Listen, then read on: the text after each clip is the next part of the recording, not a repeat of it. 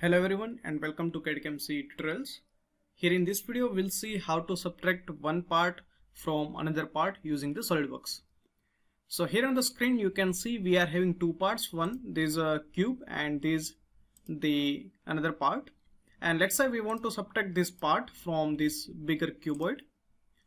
And in order to subtract one part from another part, we need to go to the insert, features, and select here the combine feature. Once you select the combine feature, here you can perform three type of operation: add, subtract, and common. Here in this example we'll see how to subtract one body from another body. For that you need to select here subtract option. Once you select the subtract option, it will ask to select two features or two bodies. So the first one will be the main body.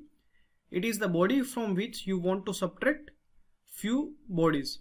So here in this case, this cube is our main body since we want to remove some portion from this cube.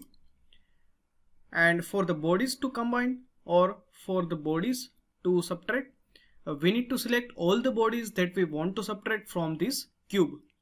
So here in our case we are having only one body that we want to subtract from the cube. So we'll select this body. Once you select both this option, you can see the preview. So you can select here show preview and it will show the preview. So here we can see that it has subtracted one part from the cube.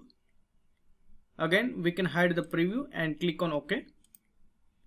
Now here you can see that we have successfully subtracted one body from the cube.